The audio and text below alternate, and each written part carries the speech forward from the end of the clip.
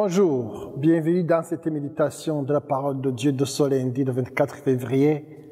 Nous allons écouter l'importance de la prière, la puissance de la prière et demandons la foi.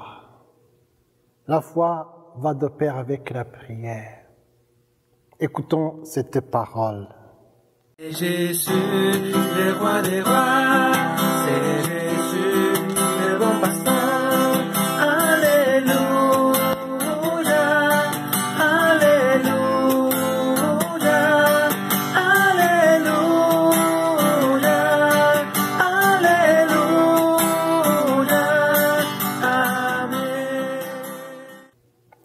En ce temps-là, Jésus ainsi que Pierre, Jacques et Jean descendirent de la montagne. En rejoignant les autres disciples, ils virent une grande foule qui les entourait et des scribes qui discutaient avec eux. Aussitôt qu'il vit Jésus, toute la foule stupéfaite et les gens accouraient pour le saluer. Il leur demanda: de quoi discutez-vous avec eux? Quelqu'un de la foule lui répondit: Maître, je t'ai amené mon fils. Il est possédé par un esprit qui l'aura muet. Cet esprit s'empare de lui n'importe où. Il le jette par terre. L'enfant écume, grince des dents et devient tout raide. J'ai demandé à tes disciples d'expulser cet esprit, mais ils n'en ont pas été capables. Prenant la parole, Jésus leur dit: Génération incroyante, combien de temps resterai-je auprès de vous? Combien de temps devrais-je vous porter? Amenez-les-moi. On le lui amena. Dès qu'il vit Jésus, l'esprit fit entrer l'enfant en convulsion. L'enfant tomba et se roulait par terre en écumant. Jésus interrogea le Père: Depuis combien de temps cela lui arrive-t-il? Il répondit: Depuis sa petite enfance, et souvent il l'a même jeté dans le feu ou dans l'eau pour le faire périr. Mais si tu peux quelque chose, viens à notre secours par compassion envers nous. Jésus lui déclara: Pourquoi dire si tu peux? Tout est possible pour celui qui croit. Aussitôt, le père de l'enfant s'écria: Je crois, viens au secours de mon manque de foi.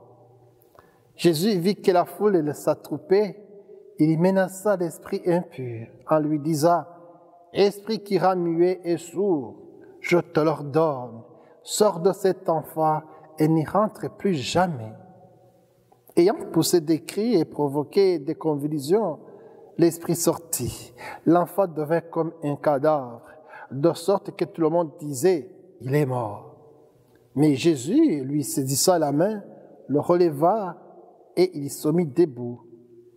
Quand Jésus fut rentré à la maison, ses disciples l'interrogeaient en particulier: Pourquoi est-ce que nous n'avons pas réussi à l'expulser?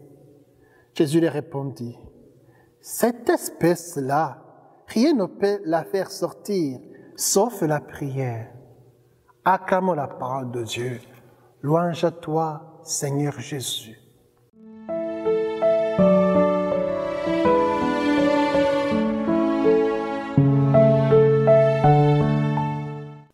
Voilà une scène forte où l'on voit un enfant possédé par un esprit impur. Nous voyons son père en grande souffrance devant le terrible mal de l'enfant.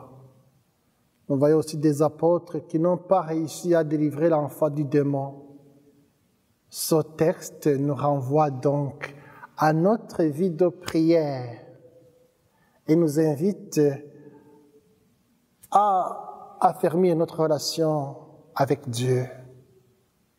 Voilà le père de l'enfant qui fait recours à Jésus en disant: Tes apôtres n'ont pas réussi à délivrer mon enfant du démon, de l'esprit impur.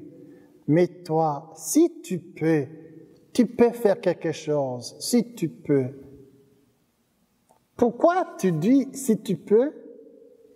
Tout est possible à celui qui croit, rétorque Jésus au père de l'enfant.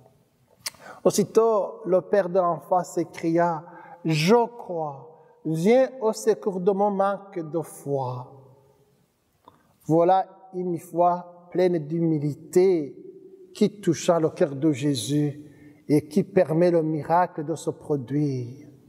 « Viens à mon manque de foi, Seigneur. Oui, je crois. » Par cette parole, l'enfant est délivré de l'esprit impur.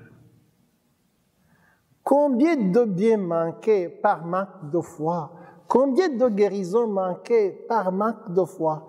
Combien de miracles manqués par manque de foi? Je crois, Seigneur, viens au secours de mon manque de foi.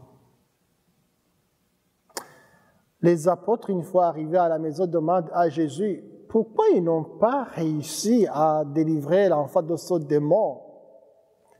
La réponse de Jésus est simple.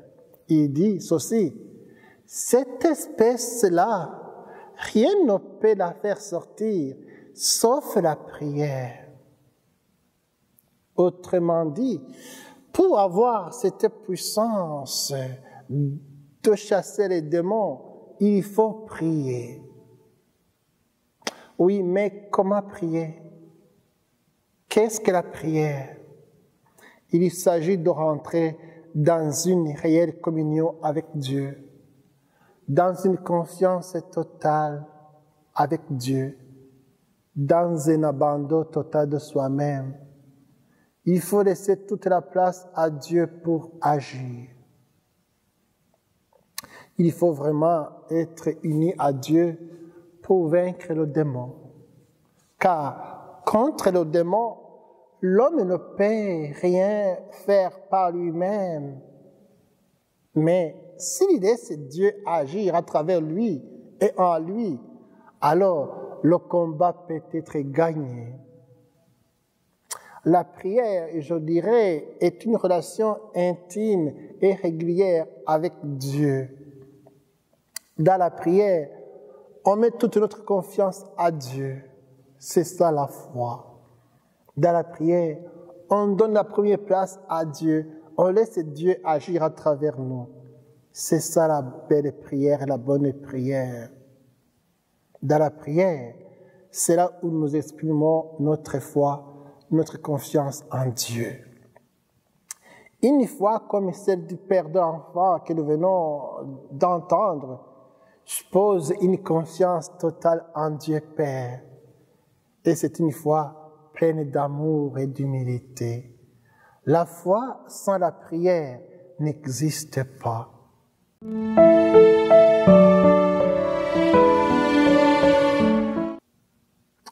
Prions en demandant à Dieu d'augmenter en nous la foi.